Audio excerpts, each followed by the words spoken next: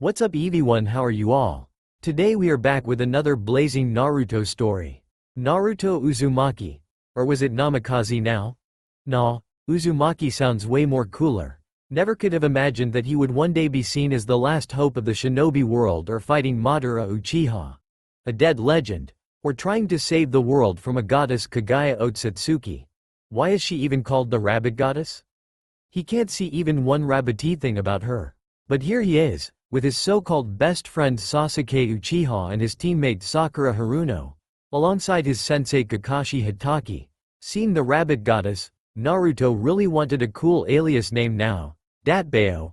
Being sealed in the Six Paths Chibaku Tensei due to the combined efforts of Team 7 and Obito Uchiha, who was now dead by saving Kakashi from Kaguya's all-killing ash bones.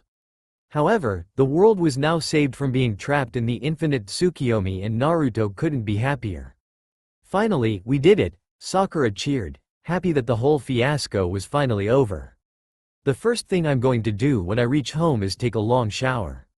All this dirt and sweat is killing me. Kakashi chuckled, agreeing with her. Hey, I guess this is enough excitement for today, don't you think so, Naruto? He said, turning towards him. Yeah, I'm just glad this is finally over, Naruto said, grinning at him. Sasuke was staring ahead at Kaguya being engulfed in huge rocks.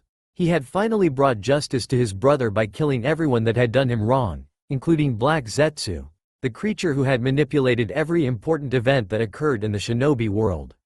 Now his brother can finally rest in peace, something that was too much to ask in this world. Kaguya was glaring daggers at the humans that had prevented her from completing her dream through the gaps of the rocks aligned one her, which provided her some view of outside. They didn't understand that her method is the only way that peace can be ensured. They didn't understand that this world will forever be cursed, and everyone will again lean towards the prospect of war. They had prevented her to save this world, specifically him, the blonde-haired man, the one who was so adamant that compassion and understanding each other is the way for true peace. She hated him because he reminded him of her son Hagoromo, who had the same ideology. She hated how he thought that he had defeated her, which he had with the help of the other humans, and wanted to get one last hit on him. She still had enough energy for one more teleportation, but won't be able to use it on herself because there was not enough time for her before she was sealed completely and it would take her time to squirm out of the multitude of rocks on her. However, she can open up a portal under the blonde-haired boy, and he will be sent to one of her limited number of dimensions. The only one who could open those portals of her was Obito, who was dead. The masked man, Kakashi if she recalled correctly, acquired Obito's Sharingan, but only for a temporary amount of time. So no one would be able to bring him back and he will be stuck on one of her dimensions, forever alone before he dies. She was mentally laughing at her plan to take revenge, and proceeded to apply it. Naruto was having an inner conversation with the bijus currently inside of him. So what do you guys plan on doing now, huh? Well, someone has to ensure that your idiot ass stays alive, so I guess I am going to stay here for a while, said Kurama. Ah, is someone getting soft? Teased Matabi. Shut up before I make you. Kurama threatened her. To be honest, we really have no idea what we should do now. Almost all of our Jinchuriki are dead now and most of us didn't really had good relations with them. Isobu said. Well, you could now be free and be left alone, I think. However, I would do everything in my power to Naruto was cut off from his thoughts when a portal suddenly opened under him, causing him lose his footing. Naruto, Sakura screamed, noticing a very familiar portal opening under him. Sasuke cursed, glancing towards where Kaguya was being sealed. She still had enough chakra left to open a portal? Kakashi widened his eyes, cursing at the fact that he did not have Obito's Sharingan to help Naruto. Naruto, you need to get out of there. Naruto activated his Six Paths mode, trying to force his way out of the portal. Kurama, what the hell should I do? Naruto, listen to me. Maybe you can force your way out of this by overloading the portal with your chakra, Kurama shouted to him. Naruto was already inside the portal now, floating in a dark space. Having no other option left, he sent out his chakra in a burst, hoping to overload the technique. Now Naruto was an Uzumaki, who have naturally more chakra than others. He was also the Jinchuriki of Kurama from birth, causing his already high amount of chakra to skyrocket. He is now the Jinchuriki of all the bijus now, and was the reincarnation of Ashura Otsutsuki and was given his chakra by the Rikudo Sennin. Which could only mean one thing. Naruto's chakra was almost infinite. Aided by this much chakra, the portal did not open to one of the dimensions of Kagaya, but opened somewhere that should have been impossible. The dimensional gap. Dimensional gap. Great Red was bored. Ophis had left, going to the human world, recruiting some poor soul to join her so that she could defeat him and get him out of the dimensional gap. He snorted, knowing full well that those poor souls will die going against him. He liked to fight, but he liked to fight against someone who could at least give him a challenge. Ophis and him had fought many number of times, and each time the fight had bore the same results. A tie. So here he was, trying to quell his boredom flying in the sky aimlessly. Maybe he should try to do a somersault while flying. Lost in his thoughts, he almost missed to notice a square-like portal opening in the dimensional gap. Almost. Great Red expected some things that could come out of the strange portal, namely Ophis, those puny members of the Chaos Brigade, or that strange cat girl which could utilize senjutsu. What came out of the portal, he never would have expected this in a million years, maybe even billion. A human. A fucking human. A human that was glowing golden. What the fuck? Naruto crashed out of the portal, opening his eyes to see a never-ending space filled with different colors and a red dragon flying in the sky. A red dragon that was currently looking at him. Just his luck. Naruto, this dragon is powerful and you have just fought Kagaya. Try not to get in a fight, right? This could get ugly. Kurama warned him. While Naruto could probably defeat this dragon, he doubted the dragon could survive a truth-seeking orb in the face. He really didn't want to fight in an unknown territory from which he may never get out of. So he did the reasonable thing. Hello? Yo, Great Red greeted back, interested in the glowing human. Naruto, while surprised that the dragon could talk and was apparently greeting him back, hid this fact well. Can you please help me? I'm lost and I don't know how to get back. Sure, Great Red said. The boy was being polite and asked him for his help nicely. While interested in what kind of powers this human possessed, he won't attack him just for that. Plus, he doubted the human would last against him. He was just a human after all. Oh, thank you very much. If you don't mind me asking, what is this place? Naruto asked. He doubted this was one of Kaguya's dimensions, as he and Sasuke had seen all of her dimensions, even twice. So wherever he was an entirely different dimension. However, maybe this nice dragon would help him get back home. This place is the dimensional gap, the gap between every other dimensions. Great Red answered, not seeing the harm in it, and not caring either way. Oh, okay, Naruto said, not understanding a bit of what he said. Great Red proceeded to open a portal, saying, this is the only place I know of that has humans like you, so I guess this is where you must have come from, Yeah, I guess. Thank you so much for your help, Naruto said, asking for his name. I am called by many names, the Apocalypse Dragon, the true Red Dragon God Emperor, the Dragon of Dragons, but for simplicity, you can call me Great Red. Okay, Great Red, thank you so much for your help, Naruto said, grinning at the dragon. No problem, now get going, will ya? Oh yes, I should probably go, Naruto said. He can sense the emotions of others, thanks to Kurama, and he could sense no ill feelings from the dragon, just curiosity. He proceeded to go through the portal and vanished. Things just might get interesting, Great Red said to himself, watching the boy go. That boy was powerful, though how much he didn't know, and he had survived in the oppressing atmosphere in the dimensional gap. And he didn't even seem to notice it, something that not many people can do, and certainly not a human. Not like I care, he said, going back to somersault in the air.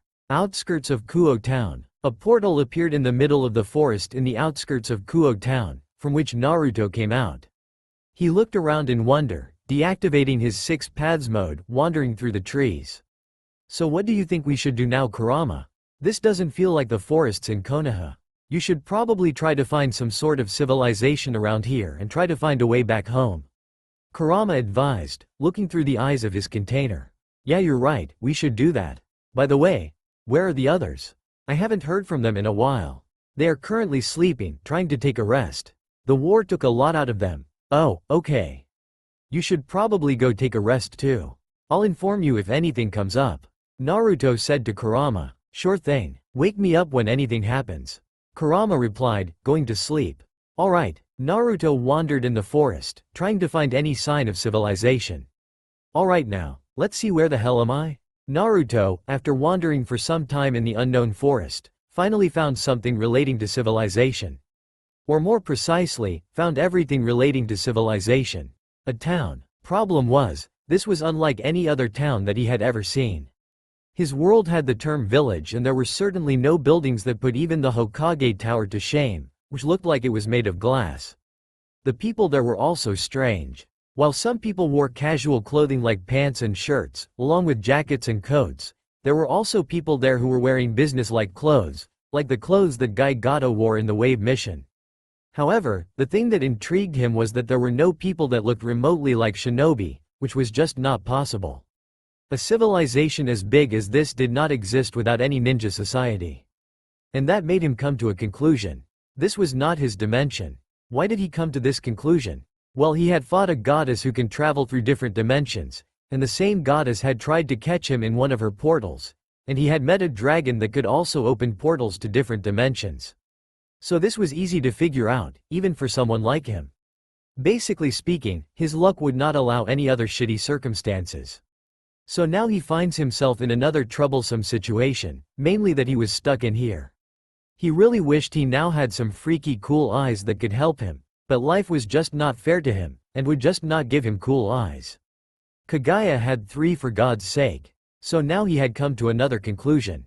He could only come here because of the help of Great Red, and his only chance is to find either him again, or someone like him. But what are the chances of someone existing that was like Great Red and could open portals? Somewhere, a cute dragon lowly sneezed, which was weird, because she never sneeze. But he was Naruto fucking Uzumaki and he never gives up. So he came to another conclusion, Shikamaru would be proud of him. He could maybe try to settle in this town, and hope that he might bump into someone that could help him. Why did he come to this conclusion? Because he had gone to Sage Mode to try and find out where he was. He had felt some negative feelings come into him alongside the natural energy, but he had already accepted his darkness, and thus had purified it almost instantly. He resolved himself to look into this more deeply. After he had gone to Sage Mode, he had sensed some weird energy signatures in the town, and knew something was up in this town. He didn't want to delve into other dimensions business, so he had come to a decision that he would hide his powers unless he absolutely needed to use them. He would just settle in here until he bumps into someone that can help him, which was very much likely. He squashed the idea of traveling the world to find people because that was just plain stupid. And Naruto was not stupid, he was an idiot but he wasn't stupid. There was a big difference. His conclusions had nothing to do with the fact that he smelled 12 ramen shops in the town. Absolutely nothing. While the concept of being in another dimension may seem impossible, Naruto had already experienced dimension traveling before. Which was just sad. After all, your life is beyond shitty if you have experienced dimension traveling twice. The second one wasn't even a parallel one. However, first things first, he needed to have some decent clothes on him. His original clothes were ripped and torn apart, so he was now wandering through the town, hoping against hope that he may find some money and by extension, some cool-ass clothes. This time, luck may be on his side. Fried Selzen was on the streets, looking for some type of entertainment that only the crazy exorcist would dare to call it entertainment. He had been bored of all those bullshit those fallen angels have been talking about. He was just there for some blood, and now he was walking through the streets, looking to kill some innocent civilian that was lucky enough to be killed by him. He spotted a blonde-haired guy, with blue eyes and whisker marks on his cheeks, wearing some tattered clothes wandering in the streets late at night. He seemed to be a foreigner, an American maybe. Perfect. He can kill this guy, without any trouble and no one seemed to be having any relations with this guy. With these thoughts in mind, he took out his light sword, planning to cut the blonde's head.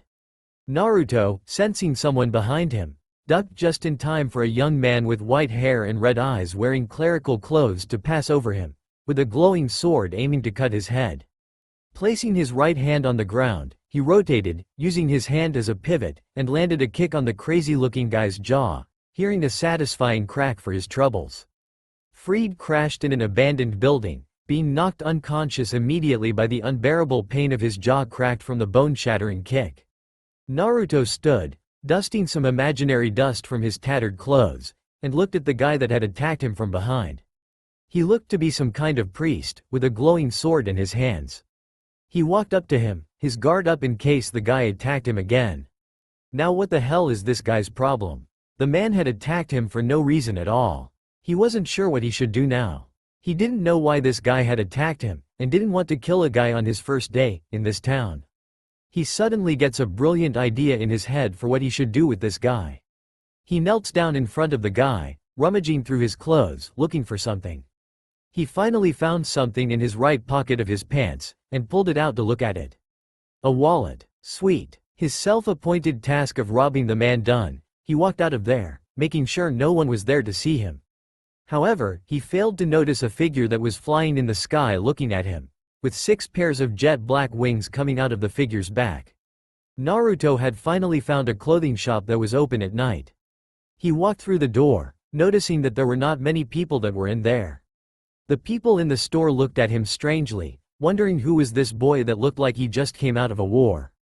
Naruto ignored them, looking through the clothing to find something that would fit him. He finally found some clothes and went to the changing room to change into his new clothes.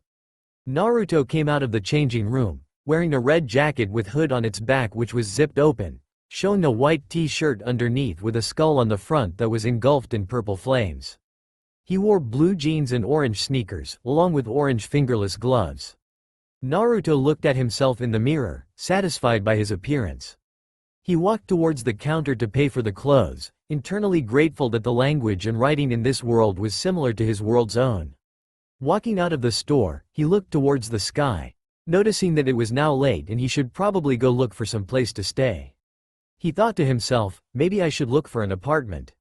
I don't know for how much time I am gonna stay here, so it's better to be safe than sorry. He went to a hotel, as it was late at night and he was tired as hell.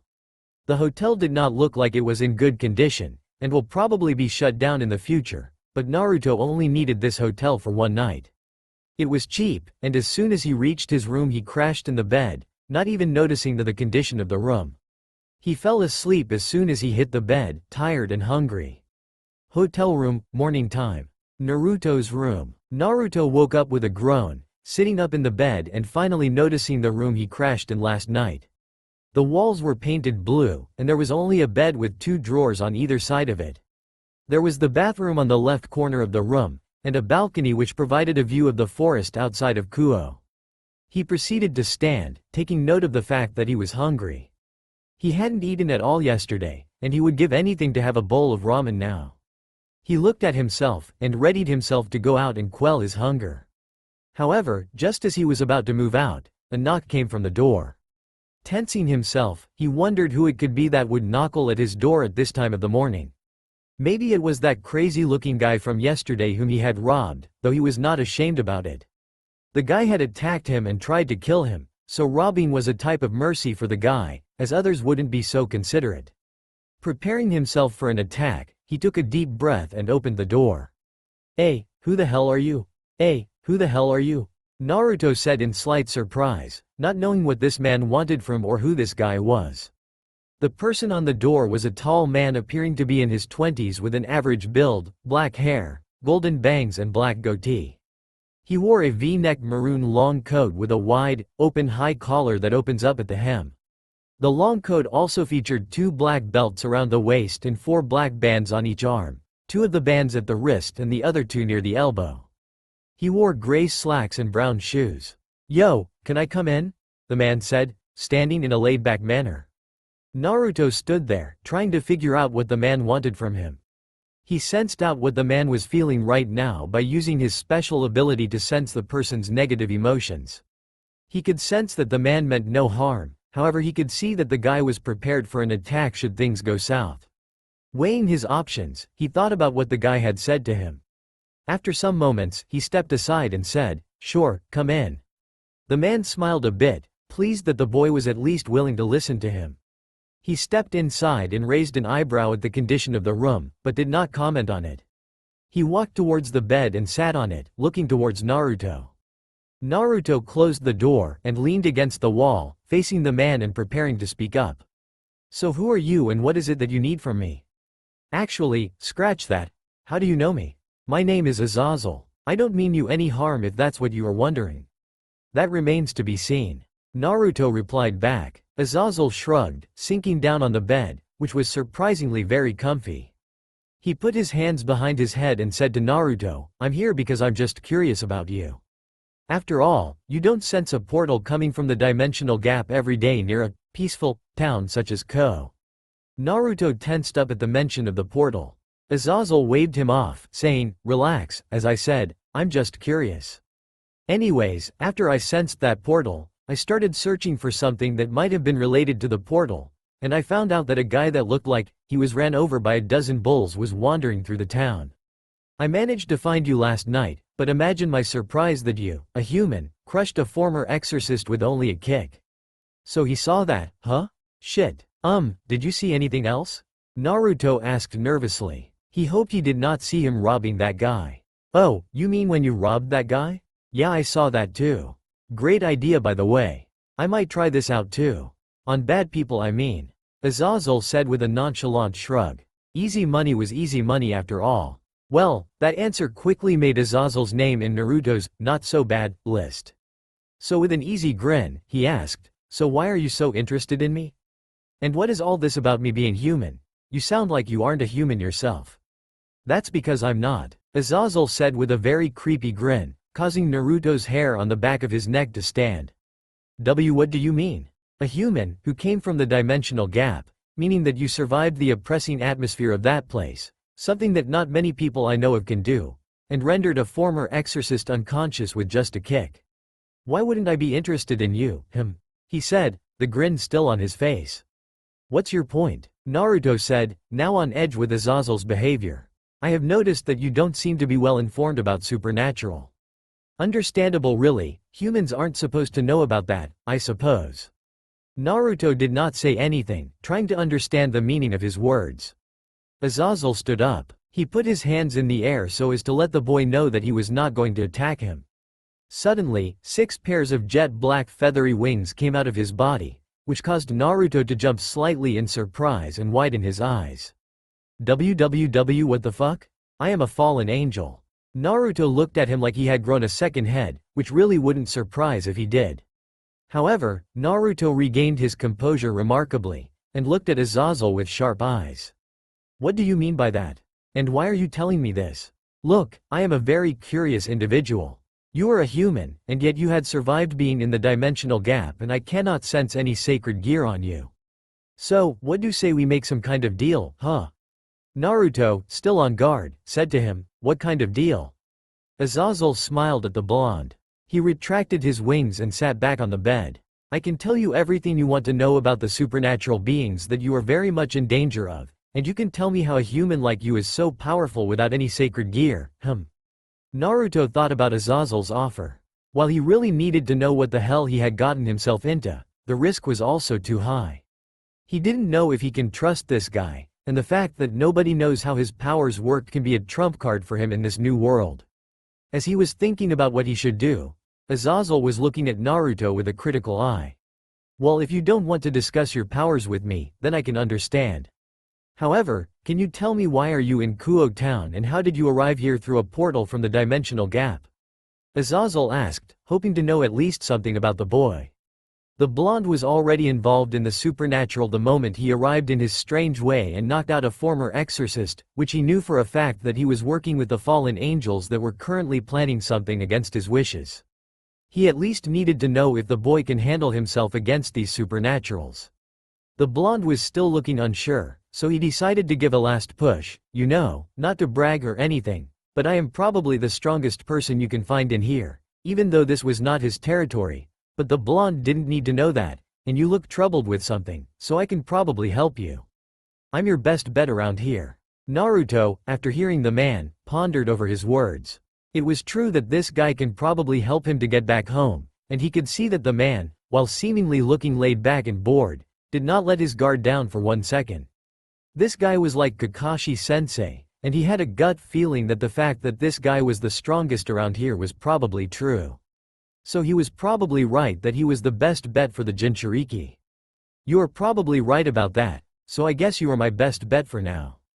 Fine, I will tell you about how I got here, but I won't mention anything about my powers or about the circumstances that led me here. He wasn't about to speak his whole secrets with a stranger after all. Azazel's lips twitched a little. It was understandable that the blonde did not want to talk about his powers. After all, if he was in his shoes, he also probably wouldn't talk about his deepest secrets to a person, even if the person was an alternate version of himself from a parallel dimension. Now that particular conversation would be very interesting. Oi, are you even paying attention to me? Naruto waved his hands in front of the strange man, annoyed that the guy had dozed off in such an important conversation. Oh, yes, we should probably start now. I got lost in my own thoughts for a second there. Azazel said, not even looking that sorry about it. Naruto sighed. This was gonna be a long conversation. So you are telling me that you fought a war with a crazy man and a plant-like man that could multiply itself to billions, and due to circumstances, you go from fighting a stupidly powerful man to a goddess, defeated her, but she managed to get one last hit on you, and you used your powers to escape, and gets teleported to the dimensional gap. Met Great Red, who tried to help, but teleports you here. And now you are looking for help so you could go back home. Is that it? Yup, that's about it. Naruto said, nodding sagely.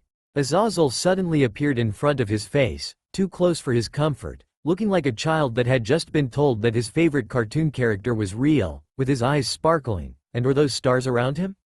You mean that you are a person who came from another dimension, who is now stuck here, and trying to get back to your dimension, and you can utilize mysterious powers that is a norm for your world. Azazel screamed at his face, shaking with barely contained glee. Yeah, I guess so? Naruto said, creeped out of his mind seeing the man acting this way around him. This is great. The possibility of an existence of another dimension is now a reality. And the idea that you can one day show me this world of yours is too good to pass up. Azazel started running around the room like he had tail that was on fire, shouting like an idiot. Naruto was looking at the man with a deadpan look, his left eye twitching violently. This was the guy he was a little at edge from just a few minutes before. He felt like an idiot now. Having his patience run out now, he spoke up, now will you help me now? The man stopped running around the room, looking at Naruto like he had said the most stupidest thing ever, and said, of course I would help you. He then gained a grin in his face, from now on, you are my responsibility. Pointing a finger towards him. His expression then fell. Wait, that sounded so wrong. Naruto sighed for what felt like the 100th time now, saying, now will you tell me about this supernatural things going around this town that you mentioned earlier? Looking at him, expecting his answer. Oh right, I did say that. Azazel then sat on the bed again, face changing into an expression of seriousness. Alright. Let's talk about what I promised I would tell you. Naruto nodded, listening intently. Azazel took a deep breath, and then spoke. There are 3 types of people, or should I say creatures, that you need to worry about. Namely, the angels, the fallen angels and devils. Now angels are powerful beings that serve the biblical God, and use light-based powers to inflict pain upon their enemies. Fallen angels are the angels that have committed a sin, and thus fell from the grace of God. They can also use light-based attacks to attack their enemies. Devils are beings that originate from the underworld, and use special type of magic. Some devils could use attacks that are particularly unique to their family or clan, sometimes even individuals. Naruto nodded at this, kind of like the bloodlines in his world. These 3 factions have been at war each other for a long time, and the war was over just a few years ago because all of the factions had suffered heavy damages and losses, and thus were unable to continue the war. This peace that you and me are seeing right now, is just the calm before the storm, and one wrong move could be the spark that would once again ignite the war. Naruto gulped at that, thankful that he had decided not to meddle in other dimensions' business. He could have very well been that spark, had he not thought with a rational mind. What I am telling you right is just a crash course version. Honestly, this whole stuff is more complicated than it seems at first glance. I can't tell you everything about these things in one go, but this should at least give you a general idea. I'll tell you more about this as time moves on.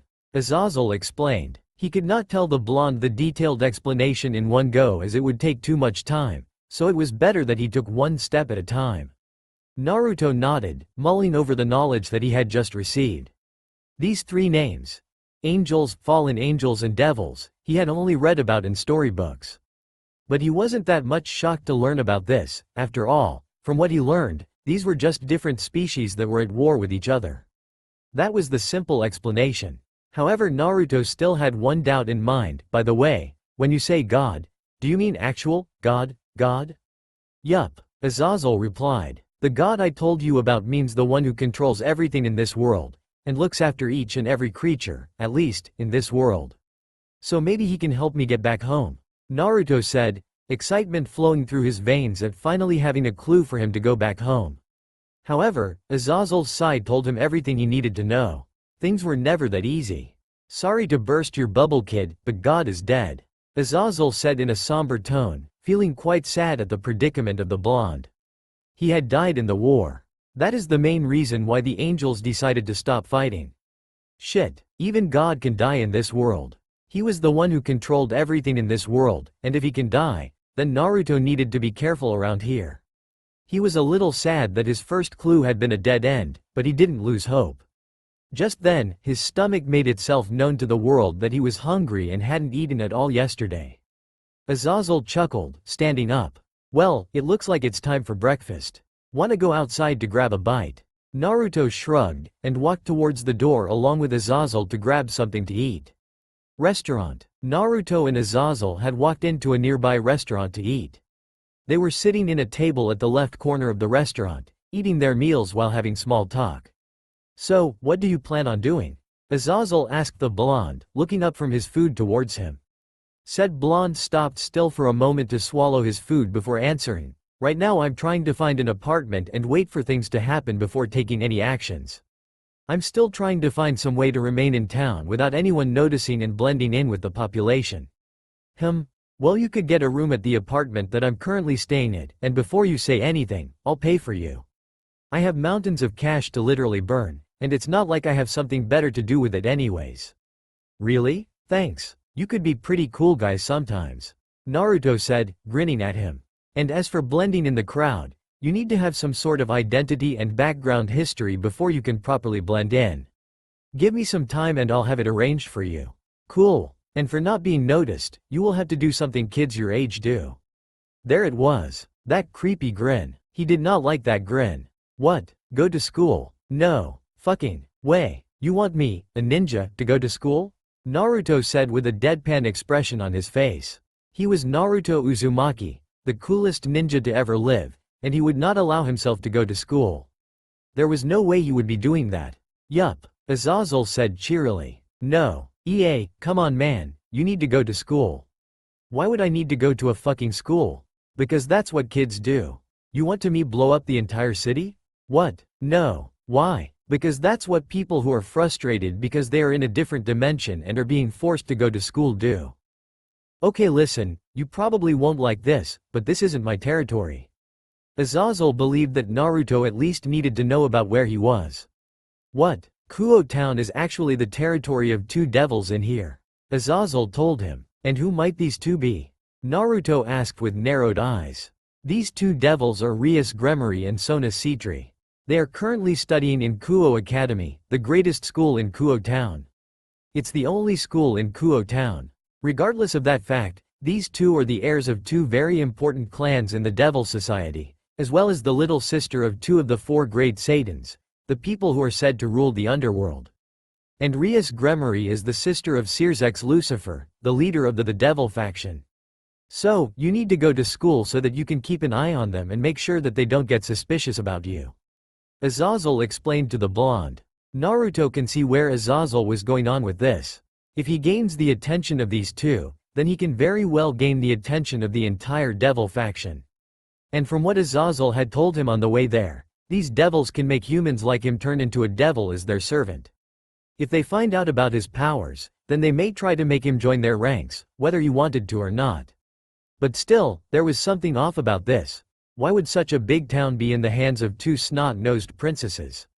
Naruto asked, a disbelieving look on his face. They loved their little sisters. So they were sis-cons. Great. So is that the entire reason why you are making me go to school? Naruto asked with a raised eyebrow. There has got to be a catch in this. Azazel rubbed the back of his head with a sheepish expression on his face. Hee, that isn't the entire reason that I am making you do this. He then gained a faraway look. My dream is to gain true peace between all the three factions. If I can look after those two children, then there might be a chance that I could meet Sirzex and convince him for the idea of peace. So I know that this might be a little difficult for you, but will you please help me? He finished with a pleading look on his face. Naruto smiled. This man kinda reminded him a little of Ero Sennin. He also had the dream of achieving true peace, which was now fulfilled in his world as Eevee Village had been allied under one banner. It really filled him with happiness. Plus, the fact that the girl's uniform has really short skirts is an added bonus. Azazel said with a perverted giggle at the end. Naruto's sweat dropped. This guy reminded him a lot of Jiraiya. He wondered if it was his destiny to meet perverted old people. Abandoned church. Fried Selzen was furious. After waking up from unconsciousness, he found out that he had been robbed. Fried Selzen, had been robbed. This was beyond infuriating. The moment he would see the blonde again, he was going to kill him slowly and painfully. First he was going to take out his eyes, and then burn them in front of him. Then he'll cut off his legs, feeding it to the street dogs. Then as Fried was thinking about the many ways he was going to torture the blonde, a fallen angel walked up to him. Fried looked up to regard the man. What? Fried, Rainier had told me to inform you about an important piece of information. And should I arrange a ceremony for you before you spill it out to me? Fried said, annoyed at the man. The man sighed. Nevertheless, he had to do his job he was assigned. We have received intel that Ossia Argento is now preparing to come here in Kuo from Italy. We can expect her here in a week or two. So this is the apartment where you are living at? Naruto said, looking incredulously at the extravagant apartment, that was at least 15 floors high. They were in the ground floor. The floor was covered in white tiles, that were so clean that if he needed to see a mirror he just needed to look down. There were sofas aligned in a rectangular formation around a big table in the center of the room, a club room in his right side and a casino at his left side. He and Azazel were currently walking towards the lift. Yup, like it? Azazel asked him with a grin at his face. He was quite proud about where he was living after all. Why the hell is this so extravagant? Naruto asked him. This was too much. Meh, I like to live in style. Azazel said with a shrug, walking inside the lift with Naruto and pressing the button for the 6th floor. Naruto sighed. He decided to ask a question he had. By the way, when you met me, you said that I didn't have a scared gear. What is a sacred gear? Azazel replied, sacred gear are equipments or items that have been given to humans by the God of the Bible. These sacred gears does not appear in angels, fallen angels or devils. Only humans or human hybrids can have them. There are many sacred gears, and a human can become very powerful if they have powerful sacred gears. A person will die if his or her sacred gear is removed from them. There are 13 unique sacred gears that are called the Longinus, and it is said that they have the power to kill even God. Naruto hummed at that. He thought over the knowledge he had just received. You think there might be a sacred gear that can help travel to different dimensions or can help me go to the dimensional gap?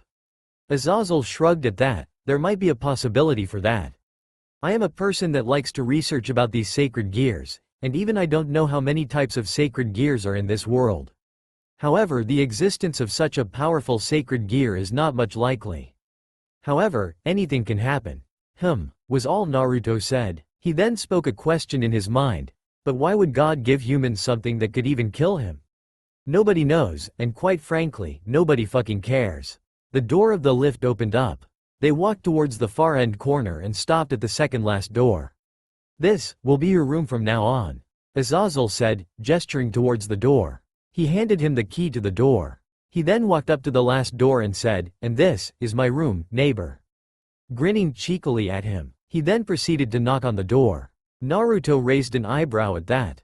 The door opened, and revealed a young man with silver hair and hazel eyes wearing a white shirt and black pants behind it.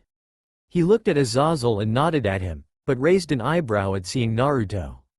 Naruto, meet Valley, my roommate, Azazel said, grabbing Valley by the shoulders and presenting him to Naruto like a child showing his friend the latest game in the market.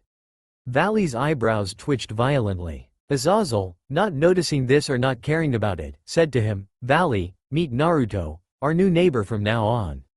Naruto felt sympathy for the guy. He had been with Azazel for only a few hours and he annoyed the hell out of him. He can only wonder how Valley had survived being his roommate for God knows how long. He extended a hand at him and said, "Hello, I am Naruto Uzumaki. It's nice to meet ya." Valley extended his own hand and shook Naruto's hand. "I'm Valley, it's nice to meet you too." Valley then turned to Azazel and said, "So he is the something that you've been looking for?" "Yup, Naruto here is a very interesting person," Azazel said to Valley, nodding at him. "So what is it about you that Azazel is interested in so much that he made you his neighbor?" Valley asked Naruto, narrowing his eyes at him. Naruto glanced at Azazel. Azazel, noticing the gesture, quickly understood what he was trying to say, and interjected, "Valley, actually, it's nothing that you need to be worried about. You won't even be interested in these kinds of things."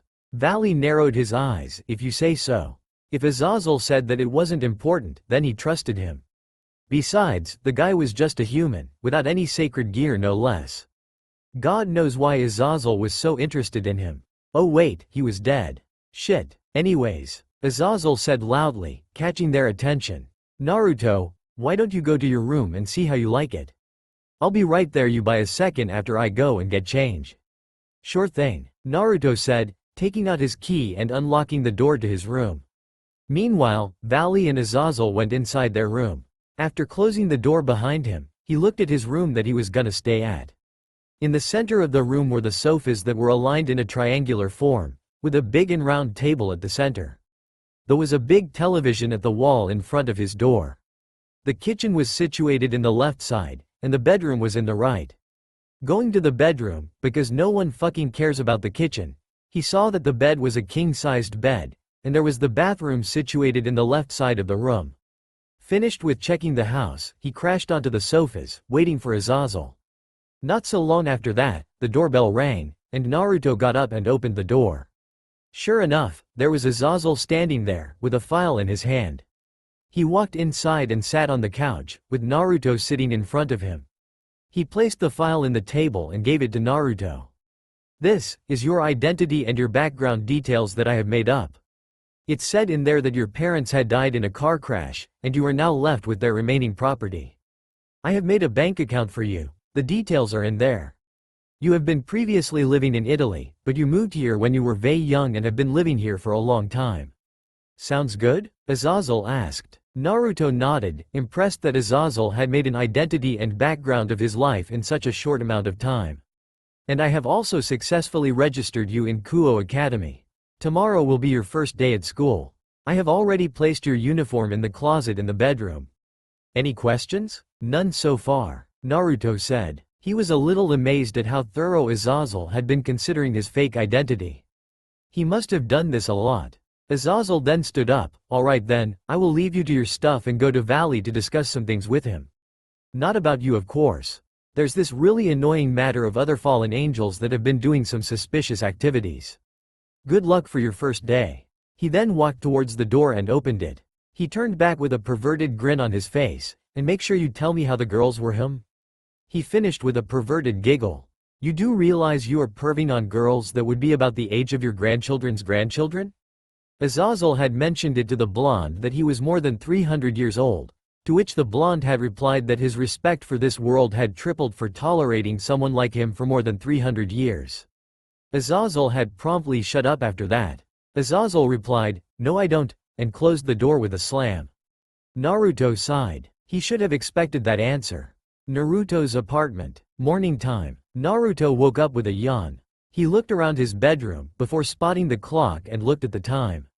7 a.m. time for school he guessed. "Good morning moron." Naruto stopped still for a moment, before relaxing at the familiar tone. "Kurama, finally awake eh? You slept for 2 days, you were that tired? We were able to sleep for an entire year and not even notice it. 2 days is like 2 hours for us." Kurama replied. "Well damn, so the others awake yet?" Naruto thought, asked, going to the bathroom to brush his teeth. "Yup, we are all here Naruto-kun," Matabi said. "Mwahahaha, Isobu slept like a baby. He was the last one to wake up," Shukaku said, pointing at Isobu and laughing like a man, or a biju possessed. "Hey, it's not my fault that I was tired as hell. Plus I heard that you were the second last. Isobu pouted, which was so disturbing that it will be best that you don't even try to imagine it. It's for your own safety. Will you two shut it? You two are giving me a headache. Yuki said to both of them, rubbing his head with one of his tails. Naruto, now finished with brushing his teeth, readied himself to go to shower. He tuned out the conversation between the tailed beasts and went inside the shower. 30 minutes later, he walked out of the shower and went to his closet to change into his uniform. He looked at himself in the mirror. He was wearing an orange shirt underneath the school uniform. Finished getting ready, he walked into the kitchen to make breakfast. So we saw your memories about your talk with that Azazel guy.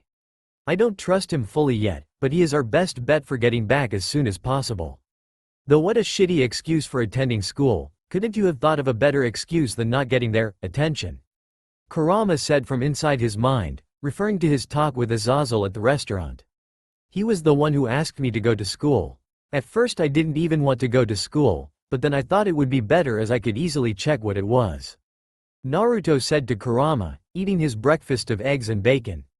He then put his plates in the sink, washing it before going out of his room, taking his blue-colored bag with him and locking the door to his room and getting out of the apartment.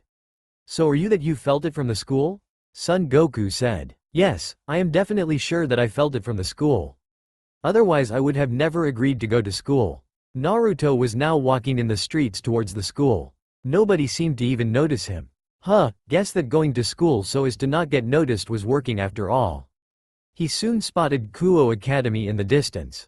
It was the image of prestigious, and Naruto decided to do what he did to every prestigious thing he ever saw. Kuo Academy was going to get wrecked. Kuo Academy. As Naruto walked through the gates, the bustling noise of students talking quieted down to whispers, wondering who this new guy was. Naruto was looking at the school with a dangerous glint in his eyes, and if anyone who knew his past self could have seen him, they would have prayed that his eyes did not fall upon them.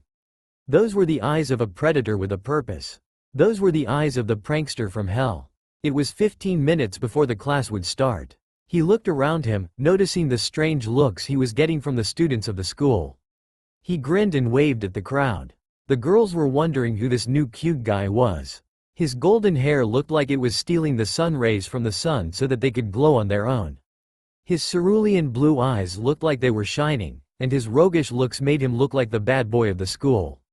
And his whisker marks were just too cute. When he grinned and waved at them, they giggled and blushed, looking away and from him and whispering with each other, while occasionally taking glances at him. The boys were looking at him with anger, hate, loathing, jealousy and every other hate-filled emotions a guy could think of. Another blonde bastard, who was stealing the attention of the girls. Yuto Kiba was enough already. Death to all handsome, attention-stealing blondes. Naruto was looking at the students with a sweat drop. The boys were glaring at him, as if wishing they had the Sharingan and could use Amaterasu on him, while the girls were looking away from him and giggling while glancing at him. Weird, he hadn't even done anything. Yet, the bell rang, signifying the start of the classes. All right, Naruto thought, let's tell them who is Naruto Uzumaki. Just don't go overboard, it's your first day after all. Kurama said, feeling a little bit pity for the students. Akeno Himejima was sitting in her class. She was sitting exactly at the center of the class, and ironically enough, she was the center of attention. She was regarded as one of the two great Oni-sama, and was regarded as one of the two most beautiful ladies in Kuo Academy, and some even say in the whole town. So, it was natural that she was the center of attention. It would be surprising if she wasn't the center of attention. Her and Ria's class weren't the same, and Sona was in Ria's class. So she was the only one the students can give their attention to, not that they minded that. Her class teacher, Miss Violet, who was also her physics teacher, entered the class. She had the attendance class in her hands, again the usual. She stood at her desk and kept the file on her table. She then looked up to regard the class. All right class. Today a new student will be joining our class today. Akeno raised an eyebrow at that. A new student, at this time of the year? He had already received education at another school, but he had to move from there for personal reasons. So please welcome Naruto Uzumaki. The door to the classroom opened and Naruto walked in. Some of the boys and the girls recognized him as the new guy from outside. Some of the boys cracked their knuckles, thinking that they could bully the new guy around. Please introduce yourselves, Naruto-san. Miss Violet said, looking towards Naruto. Said blonde looked at the class. Now how should he introduce himself? Yo, I'm Naruto Uzumaki, and I'm gonna make your lives hell. Naruto shouted at the end with a creepy grin that would make Orochimaru jealous. The students were creeped out by his behavior. Though Akano just raised an eyebrow, again. Just kidding, Naruto said after a moment, shrugging in a laid-back manner. Please don't joke like that again, Naruto-san. The teacher said, who was also a little creeped out by his introduction. Okay, Naruto said, very cheerfully, again creeping out the students. Anyways, we were going to have a test today. Do you want to give this test or would you like to skip it, since this is your first day in this school? Miss Violet asked him, looking at him. I would like to have it. I had studied in a previous school before, and I was told I was pretty bright. He wasn't, but they didn't need to know that. Okay then, please take your seat. I will be taking the test after I finish the attendance. The teacher told him. Naruto looked at the classroom, before spotting a vacant seat at the right corner of the room. He then spotted Akano, who was looking at him curiously, before he looked away. She was one of the devils in this class, and if he remembered correctly, the queen of Rias Gremory's peerage. Azazel had sent him the photos of all the devils in the school, along with the information he had on them. Naruto walked up to the seat at the right corner and sat down at it. After Miss Violet had taken the attendance, she proceeded to give them the test. She wrote the questions on the board, visible for all to see, and told them to write their answers in 25 minutes. Naruto looked at the question curiously, before looking at his blank sheet. He didn't understand a word that was written in the board, so he did what any other person would have done at his place.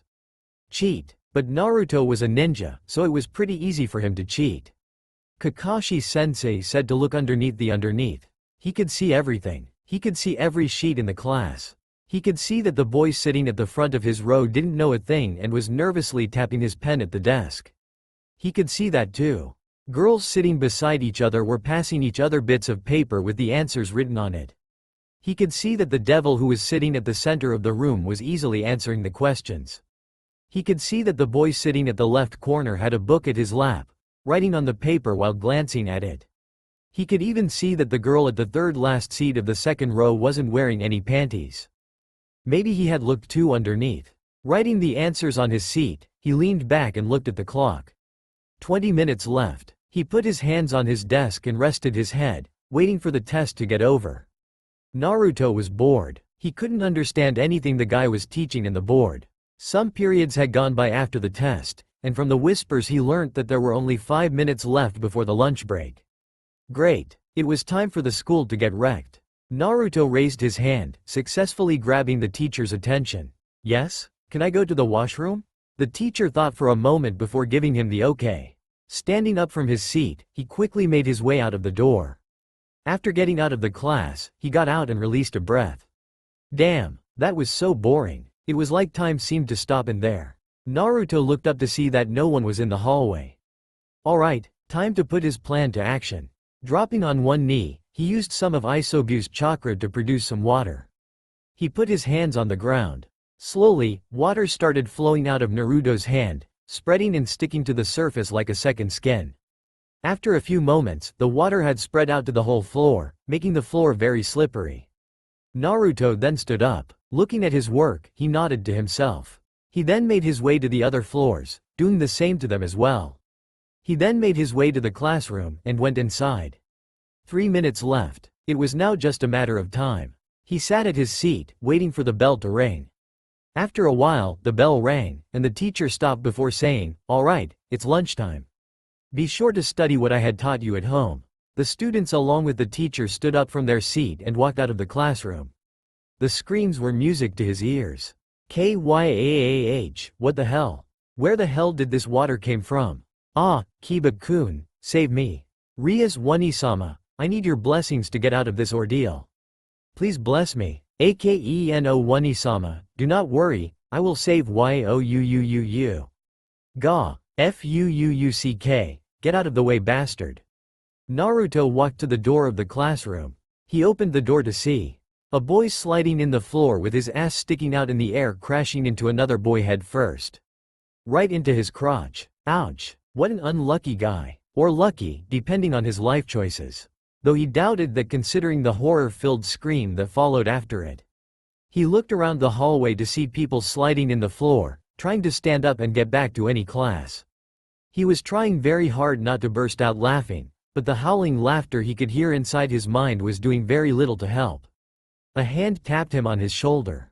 He looked behind him to see Akano looking at him with amusement in her eyes. So that's what you meant by making our lives hell. Damn, she didn't go outside, though he wondered why. Akano was glad that she didn't go outside. It was pure coincidence that she decided to wait for a minute before going out. Though she was enjoying the screams that were coming from outside. Pure music to her ears. Though I can't say that I didn't enjoy it. Naruto chuckled uneasily. He then said, "You aren't going to tell this to anyone, are you?" Akano giggled, "It depends." She gained a glint in her eyes. "Can I join you?" Naruto blinked. What? He wasn't sure if he heard her correctly. Akano giggled. "I said," she started slowly, "can I join you?" Naruto blinked again. Slowly a grin spread on his face. The prankster and the sadist had joined forces. The world may just end now. The students were glad that it was finally over. After finally getting a hold of themselves, help had finally arrived in the form of the workers in the school, who had used sticks so that the students can grab onto it. Though there was one incident where the stick had accidentally went up the ass of a brown-haired boy called Issei Hyodo. The girls had shouted once more after that. Nevertheless, they had stayed on the staircases, waiting for them to clean the floors. After the floors were cleaned, they went inside the classroom, thinking they would be safe in there. Bad choice. As soon as they entered the classroom, they saw red. Literally, written in blood were various sentences written all over the class. Sentences like, "Your time has come," or "Run or die," or "Pay for your sins," were written in there, along with a smiley face on the blackboard. The whole Kuo town had heard their screams. The students had run away from the classes, running like a chicken with its head cut off. Some of them were praying to God to forgive them for their sins and help them. "Oh God, forgive me for thinking about Kiba-kun taking me in the forest. I will never think about him like that ever. Oh God, forgive me for thinking about touching Akeno Wanisama's heavenly boobs. I'll think of her as a sister from now on. But please help me." Naruto and Akano were in the hallway, with a hand on their mouths, trying hard to control their laughter. Hee, damn, that was fun. What a great idea, Naruto said to Akano between his laughs, trying very hard not to just roll in ground in laughter. Hee, thanks, I never had this much fun for a long time. Akano said, giggling uncontrollably. Naruto turned to her. "You are a pretty cool girl. I'm so glad that I made a friend like you in my first day." Akano turned to him, smiling, and placed a hand on her face. Era, friend? My, so bold of you, Naruto-kun tilde. Naruto smirked at her. "Well, you didn't deny it. I guess I didn't, did I? Though you are a pretty fun guy to be around." Akano said, giggling. "Naruto Uzumaki," a firm and strict voice said from behind. Naruto looked behind him to see a girl with short hair and wearing glasses looking at him. Sona Citri had seen the commotion that had been happening in the school. Such a thing had never happened before, and a genius like her had immediately connected the dots. There was a new student that had been admitted in the school, and apparently had formed a fan base in a short amount of time too. But right now she didn't care about that. This boy had broken the school and done acts of extreme indiscipline in the school. Such acts like that cannot go unpunished. "I am Sona Shitori, the head of the student council. I will skip the pleasantries and come to the main point. Have you done all this that had happened recently?" Sona said, coming to the main point. She wanted to get this over quickly. By now, the students had calmed down. They then soon spotted the Sona Kaichu and Akano Wanisama with the new blonde-haired guy. Slowly, a crowd formed around them. Naruto looked at her. This girl was one of the devils that owns the territory of Kuo town. She looked the typical image of authority. And Naruto and authority had a very sweet relationship. Of course not. Naruto smirked, glasses. The relationship of nicknames. From him. Silence. The atmosphere had gone deathly cold. The crowd was gaping at the blonde that had dared to call Sona Kaichu glasses. Akano was trying to stifle her giggles. Sona narrowed her eyes. She was starting to not like the blonde. Nobody called her glasses. "Oh, he will pay." You have obviously done those things, and for committing such indisciplined acts, I will make sure you are punished thoroughly for it. Sona said, inching closer to his face, glaring at his eyes. Oh really? Naruto said, also inching his face closer to hers, glaring at her eyes, and what proof do you have of that, glasses? You will not call me in such an indisciplined manner. You will refer to me as Kaichu. I am the head of the student council. Sona said forcefully, inching more closer to Naruto's face. Sparks were flying between their eyes now. A game had been unspokenly decided between them. A game of who would back down first. Oh, and what you gonna do about it, glasses? Sona gritted her teeth. I know that you were responsible for those acts, and such disrespect will not be tolerated. I don't need a proof. I know that you have done it. Sounds like you're just making excuses to me. Naruto replied hotly, not backing down in the least. Issei Hyodo was among the crowd watching the commotion with anger, jealousy and hate in his eyes. Another blonde bastard was hogging all the attention of Sona Kaichu and Akeno Senpai's attention. He cannot tolerate this. How many more blonde bastards will take away all the cute girls' attention? How many blonde bastard will outshine men like them? When will the time of men like him come? Issei could not control himself, and raised his hand, which had an empty can of orange juice that he had brought from the canteen. He threw it at the blonde. Many of the boys nodded at him, agreeing with his actions, though not for long. Now Naruto had seen Sona's school records. She was an intelligent student, in fact, the greatest student in the academy. She was also good in sports, and had a huge fanbase in the school. One could say she was the Sasuke of this school. And everybody knew what happened between him and Sasuke. The can hit his head. And Naruto became acquainted with a universal law. History repeats itself, as Naruto's lips crashed into Sona's.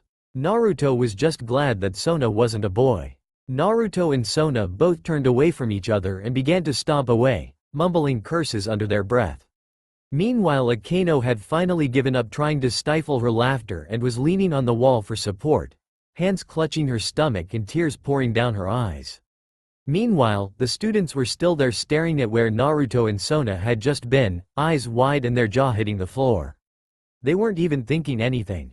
Akeno could only think of one thing. Things had turned out to be interesting with the new blonde guy.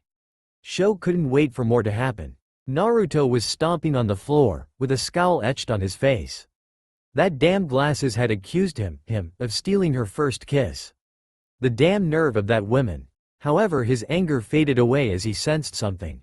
He sensed it. The reason why he was in Kuo town and the reason why he had agreed to go to school. He sensed senjutsu. It was faint, very faint, but he could definitely sense it. Slowly he turned his head in the direction of where he could sense it. He had sensed it when he first came here in this world 2 days ago.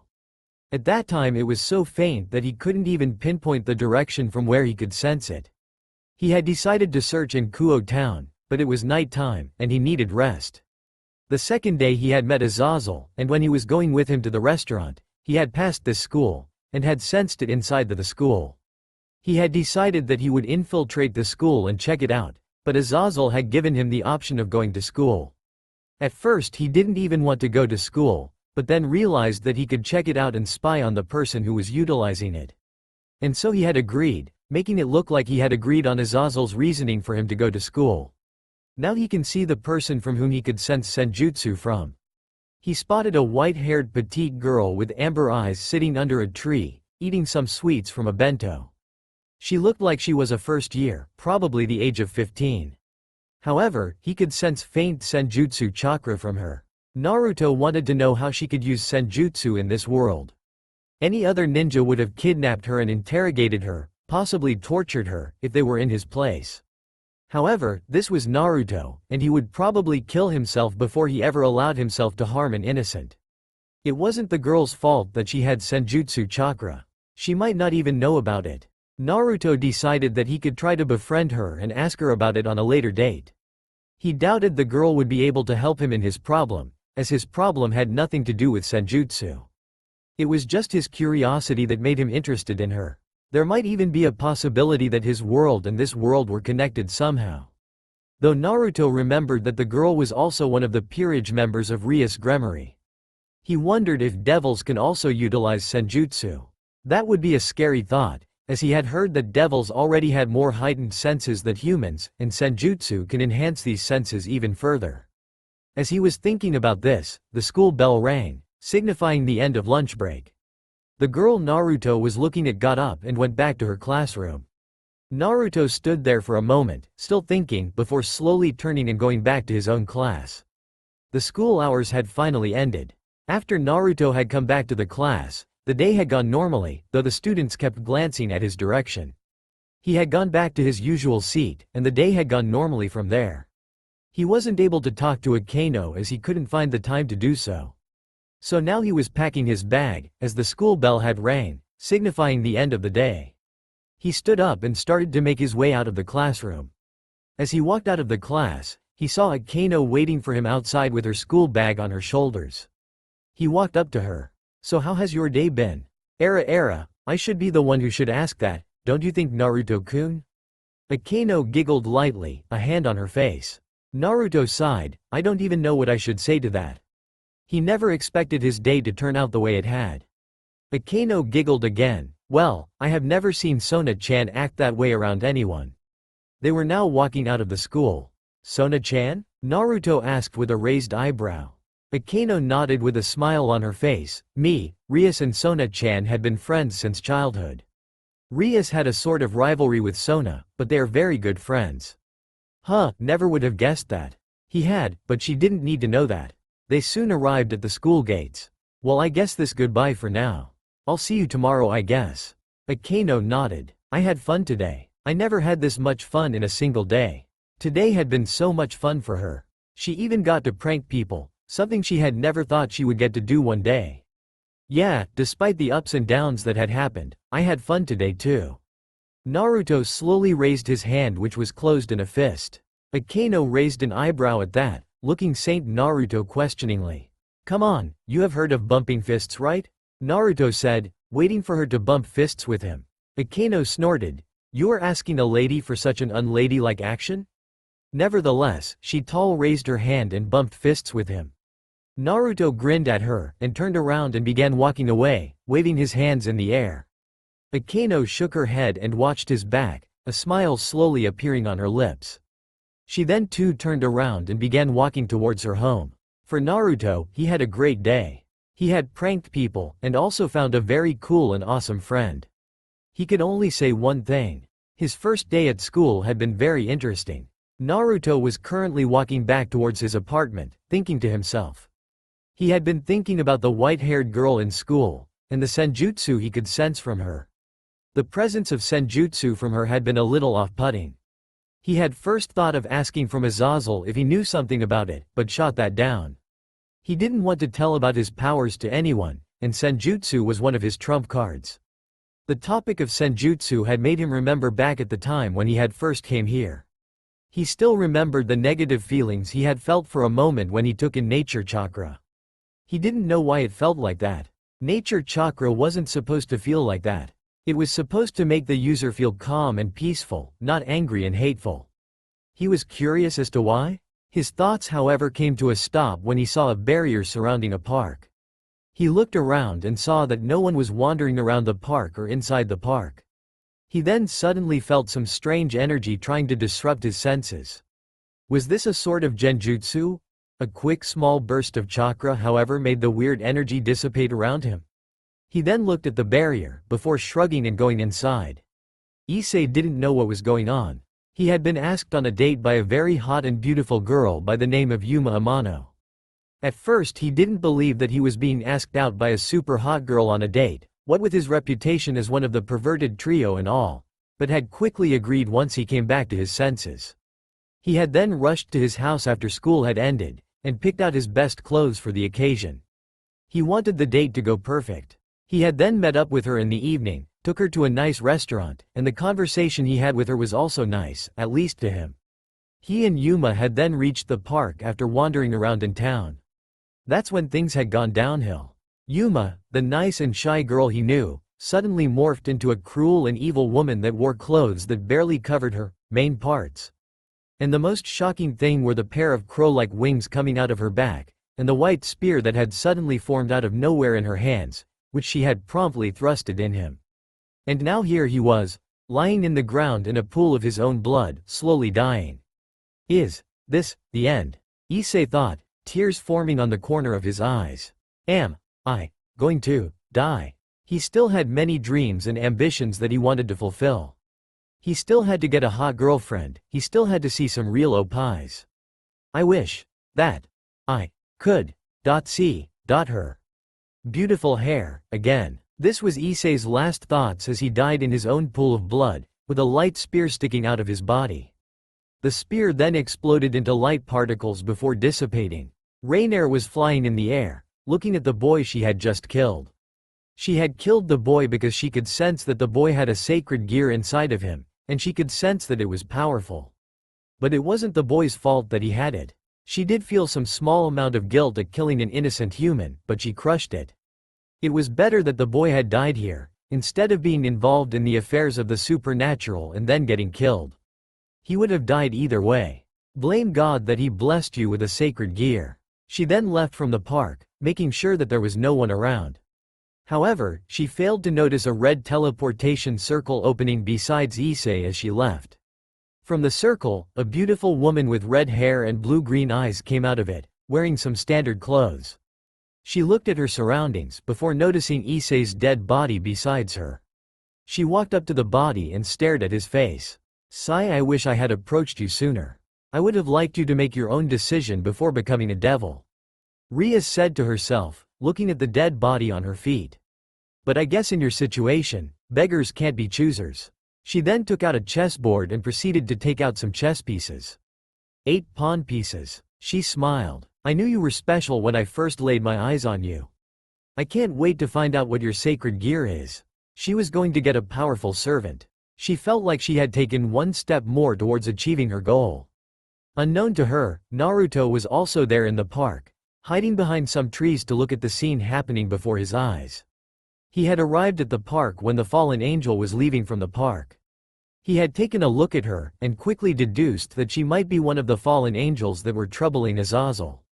He had then seen Rias Gremory come out of a teleportation circle, and he wondered for a moment of why she was there. His question was answered a moment later when the girl had taken out a chessboard. He realized that the girl was going to revive the dead boy into one of her peerage members. He internally shrugged and decided to leave the park. He can't do anything in this situation. He might have prevented the death of the guy if he had come here sooner, but the guy was going to get revived as a devil now. Plus he now might have a chance to at least defending himself from other supernatural beings. He had seen Ria's peerage and knew that they were good people. Hell, he had spent an entire day with the queen of her peerage. He just wished that the guy at least had a choice. Naruto's apartment. Arriving at his door, Naruto took out his key from his pocket. After unlocking the door, he wasn't surprised that Azazel was waiting for him in his room. Though he was a bit annoyed, that was complete disregard to his privacy, even though he practically did nothing in his room and he hadn't even been living in there for even a day. Yo, I got some news for ya. Azazel lazily waved his hands in greeting, calmly sipping his tea as if he hadn't just disregarded the privacy of the blonde's room. He then looked from where he was seated in the couch, motioning to Naruto to take a seat. Naruto calmly locked the door and sat at the couch in front of Azazel, taking his cup of tea that Azazel had prepared for him. What is it that you want to tell me? Azazel placed his cup of tea on the table. I have received intel from my colleagues which I believe concerns you. Naruto raised an eyebrow at that. And what is it that you have learned? First of all, I would like to tell you about the 2 most powerful beings in this dimension. One you have already met, Great Red. Naruto hummed at that. He wasn't surprised by this revelation. He and Kurama had both sensed the power of the dragon, and it was massive. And the other one? The other one is another dragon by the name of Ophis, the Ouroboros dragon, and is as powerful as Great Red. Ophis is the one that I have news of, Azazel said, a serious expression in his face. Naruto too mimicked his expression, folding his hands. And that is? I have received news that Ophis is recruiting powerful people, very powerful people, into joining her. For what, I do not know, but I have heard that one of these people have a sacred gear that is one of the 13 Longinus. Azazel explained to the blonde. Wait a minute, Naruto said, a confused expression on his face. Azazel stopped and looked at the blonde. What do you mean by her? How did you know the dragon was a her? And how come it isn't in the news that a dragon is roaming around the world recruiting people? Because I don't think that's common around here. Naruto said, wanting to know the complete information. Azazel nodded. Good question. Azazel then gained a cheerful smile. For such a good question, you have gained a cookie. Azazel then took out a cookie from somewhere, and gave it to Naruto. Said blonde was looking at the cookie in his hand with a blank expression on his face, before shrugging and taking a bite out of it. Food was food after all. As for your question, Azazel gained a serious expression. Ophis is roaming around the world in a form of a little girl. Naruto raised an eyebrow at that. A little girl? Strange. So we are referring to Ophis as her for now. However, that's what my intel has heard. So we don't know if that information is reliable or not. Well, wasn't that just great? How the hell will he find her now?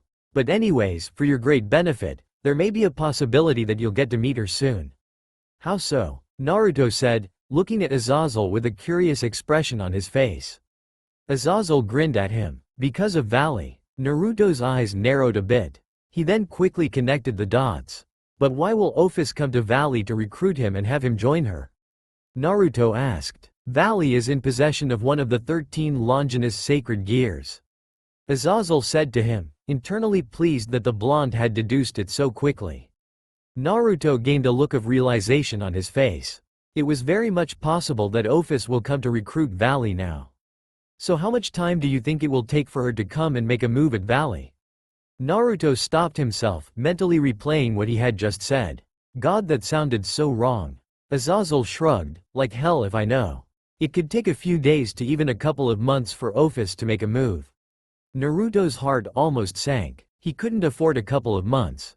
Hell, 3 days were too much time for him. But he had to remain optimistic. It wouldn't be good if he would lose hope like this. His friends were still counting on him. Naruto took a shuddering breath. So all we can do is wait now. It had to work. Naruto wouldn't know what he would do if it didn't. Naruto's apartment. Morning time. Naruto woke up with a yawn, sitting himself up on his bed. He looked around his room for a bit, before getting up and going to the kitchen to prepare himself some breakfast. Today he had decided not to go to school, as he had no reason to go. The whole peerage of Rias will no doubt introduce themselves to Issei, so he cannot get in contact with that white-haired girl. He could spy on them, but he didn't know how these devil powers worked. So he was going to play safe for now. He looked around his apartment, noticing the things, or lack thereof, in his apartment. He sighed. He needed to go shopping today. As he was thinking of this, the bell of his apartment rang. Wondering who it was at this time of the day, Naruto slipped on an orange t-shirt and black pants, walking up to the door and opening it up. Seraphal Leviathan was absolutely furious. She had received a call from Tsubaki, her little Sotan's queen, and when she had picked it up, she had immediately fired off a number of questions about how her Sotan was, and if she was doing okay or not. After Tsubaki said that her queen was well and okay, she had told her about yesterday's events. Tsubaki told her about the new student Naruto Uzumaki, and she had laughed at the pranks that guys supposedly pulled in the school, and had the first impression that he was a cool guy. She wasn't thinking that after what Tsubaki told her next. Seraphal had gone deathly silent when she listened that the new guy had kissed her Sotan. That guy had stolen her Sotan's first kiss. Only she was allowed to do that. Her Sotan's hot body belonged to her and her only. She had then cut off the phone before immediately making preparations to leave the underworld. Stupid responsibilities that prevented her to go to the human world immediately so that she can give the human boy a piece of her mind. She will show that guy what happens when someone molests her Sotan. Tsubaki may have accidentally forgotten to mention that the kiss was an accident. After finding the address, she had stormed to his apartment. So, now here she was, banging the door of the kiss stealer of her little Sotan. The door slowly opened, revealing Naruto, who was looking around in confusion. He couldn't see anyone outside. "Oh, I'm right here," came a voice from below him. Naruto then looked below, and what he saw caused him to put on a blank expression on his face. There was a short girl, with a very childlike body, and, though Naruto didn't usually notice this when he meets a girl, a not so very childlike bust, which, for some reason he did not know, were jiggling. The girl was standing still for God's sake. And of course, he then noticed her attire. He did not even know how to describe it. How someone can run around in public with that choice of attire, Naruto did not even want to know. She was wearing some kind of magical girl outfit, which had a lot of pink, and by that, he meant a lot of pink. She even had pink eyes. He had little to no doubt that even her underwears were pink. Though he did not want to even think about that. Naruto blinked, and then blinked again. He then continued to look at her. Guys? I am at a loss of words for what to say. This comment came from Shukaku, which was surprising, because Shukaku had a lot of things to say. Not that he wanted to hear those things. It was best for his sanity. Naruto, I think you are still in sleep. Kurama said. That's right, this had to be a dream. This had to be a dream. Haha. Something like this couldn't actually exist. Oh god, he was starting to have flashbacks of when he first met Bushy Brow and Bushier Brow Sensei. Naruto then blinked a third time, and finally decided on a course of action which will be best suited for him at this moment. Slam! Seraphal blinked, before finally realizing what had just happened. Her jaw hit the floor. The hell? How dare he slam his door on her face? Nobody had ever done that.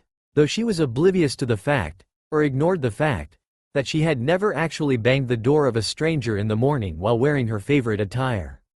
All things considered, Naruto's reaction was a fairly normal reaction. Seraphal then banged the door repeatedly, though careful that she didn't break the door. Bang bang bang bang bang bang bang bang bang. The door to the left side of Naruto's apartment opened, and Azazel came out of it, wondering who the hell was disturbing his sleep. Though he stopped when he sensed that the person outside of Naruto's door was a devil. He then stared at the person, looking at Seraphal, before finally having one thought enter his mind. This kid either has the best luck, or the worst luck ever. On Naruto's door was an Oppai Loli, wearing a pink magical girl outfit, her stomach exposed, and the skirt so short that one wrong, or right, move would give everyone a panty flash. What a very nice sight in the morning. Said Oppai Loli was also known as Seraphal Leviathan, one of the 4 great Satans in the Devil faction, and also the big sister of Sona Citri, one of the 2 devils that were in possession of the territory that is Kuo town. She was a very strong devil, strong enough to even challenge him. Azazel mentally sighed. It was only 4 days and now this kid has the attention of Seraphal Leviathan. Though he had to say that this type of attention did come with a very nice bonus. Azazel stared hard, looking at Seraphal, who seemed like she did not even notice him, too busy banging at the door to even be bothered by his presence. He wondered what the hell did Naruto do to get this girl so worked up, and why the hell wasn't he opening the door? If he was in his position, he would be out in a second with a camera to capture this once-in-a-lifetime moment, even if she was Seraphal Leviathan. Why the hell did something like this not happen to him? Except of course if something like this were to happen to him, he would prefer that the girl was not from an enemy faction. Hey, open the damn door. Seraphal continued to slam her fists on the door, not showing any signs of stopping. Naruto, who was inside of his apartment and was pressing his back on the door, mentally decided to himself, I'm too young for this shit. Unfortunately, fate doesn't seem to think so. Kurama spoke from inside his mind. He had seen what Naruto had seen, but couldn't care less about it.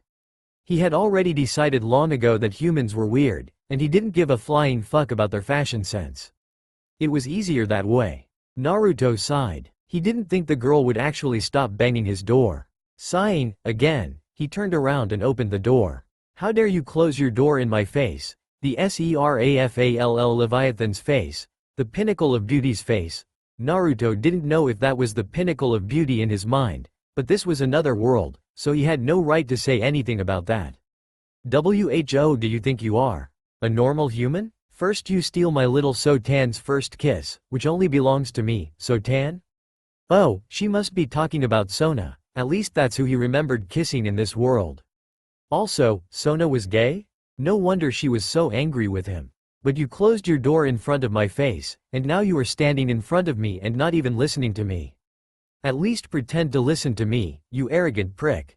Oi, I'm talking to you, you kiss stealer.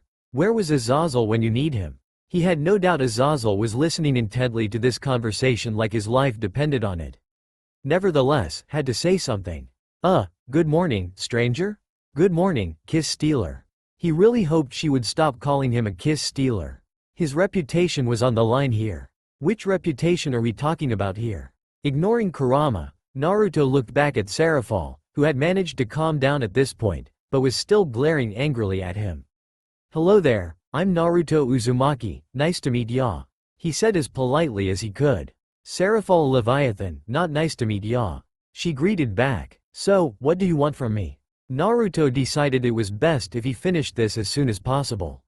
He really was not in the mood to argue with her this early in the morning.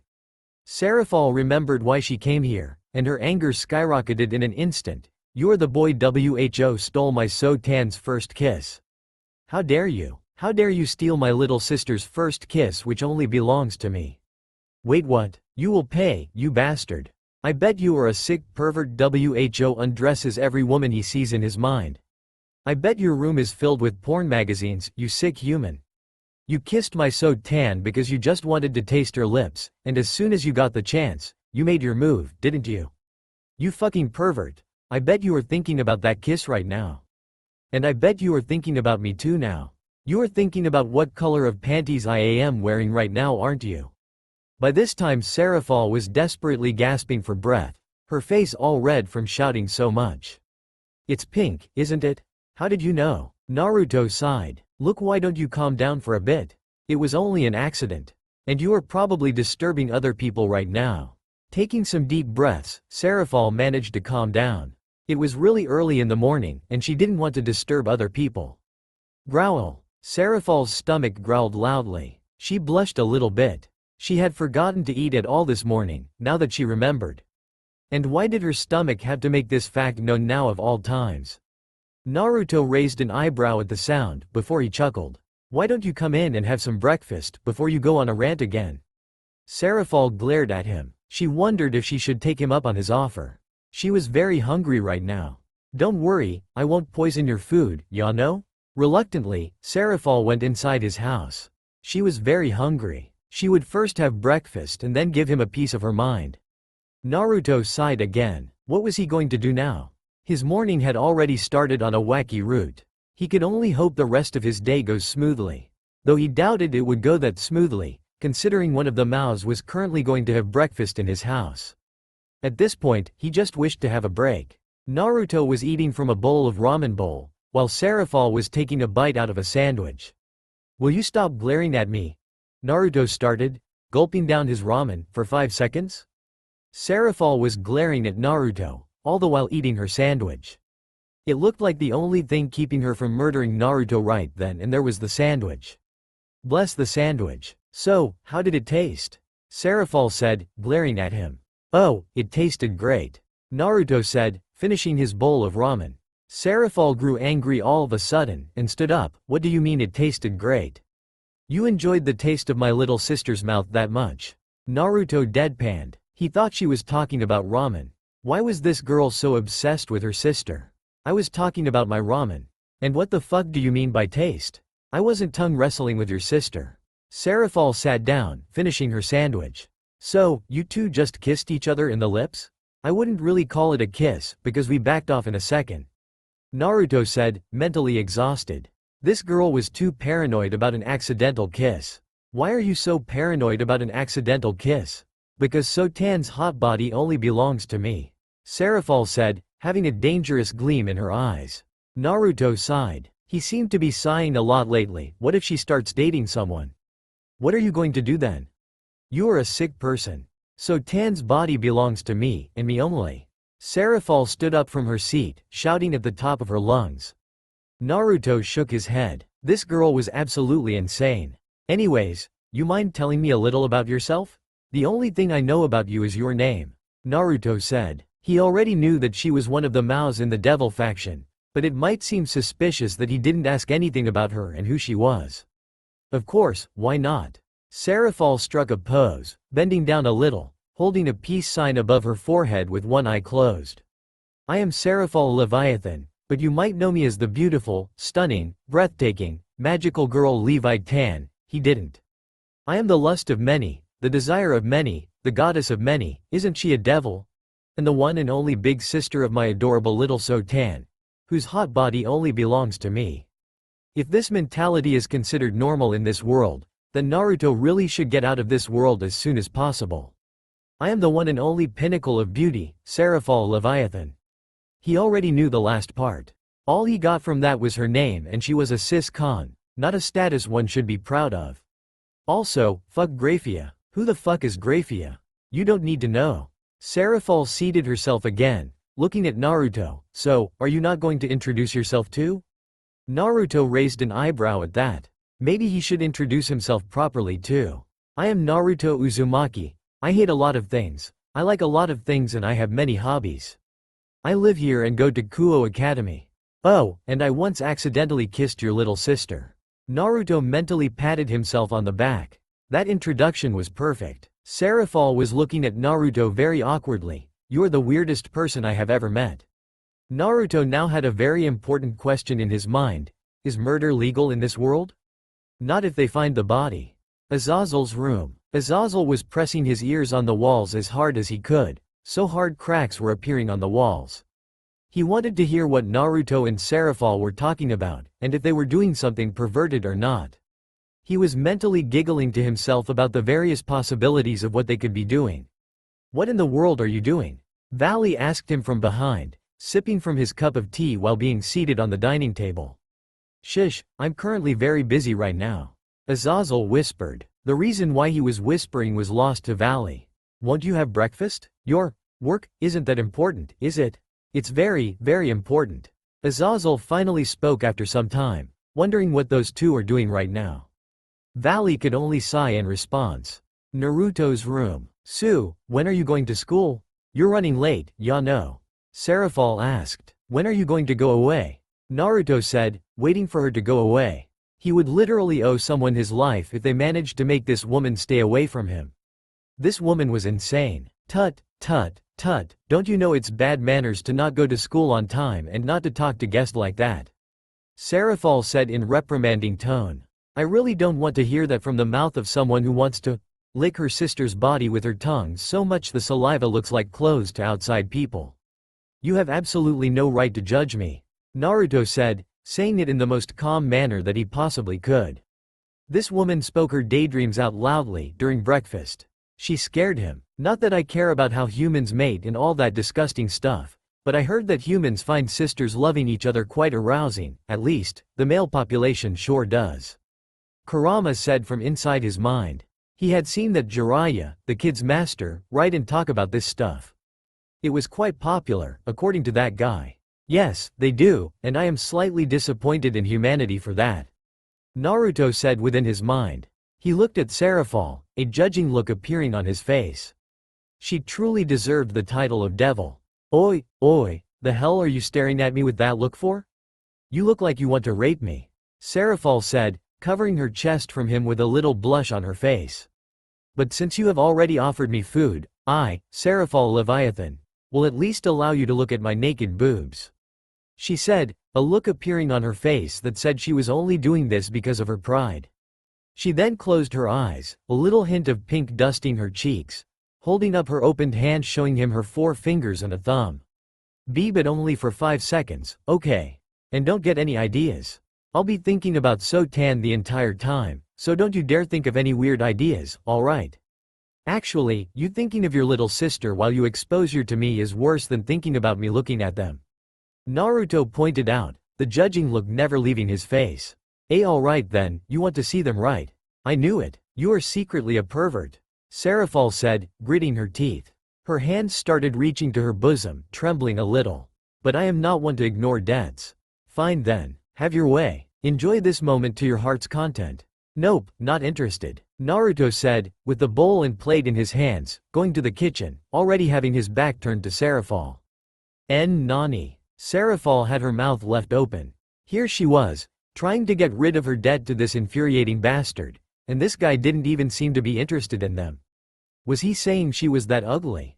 How dare this guy? She didn't want to show them to this guy, but her pride as a Cetri demanded that she should not have any debts from this guy. Who knew what this guy could ask for? Maybe he could ask for her little sister's virginity. Like hell she would allow that. She'd rather shame herself than ever allow this guy to do anything to her Sotan. Naruto looked at her, slightly thankful of the fact that her boobs weren't out yet. If I really want something, I don't think you would be able to help me with that. He smiled a little, though it didn't quite reach his eyes, Serafal noticed.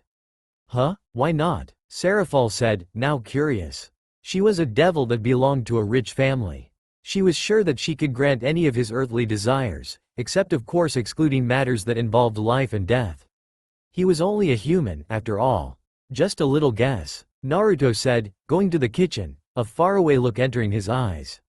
I wonder how things are going over there. Naruto, there's no need to get disappointed yet. Kurama said. He knew how much being away from his world was affecting him, especially when his world needed him the most.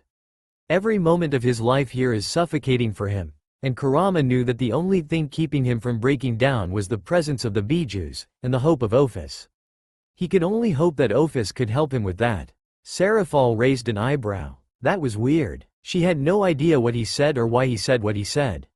Wait a minute, is he one of those emo depressed guys that say, I'm so lonely, yet make no efforts to socialize at all?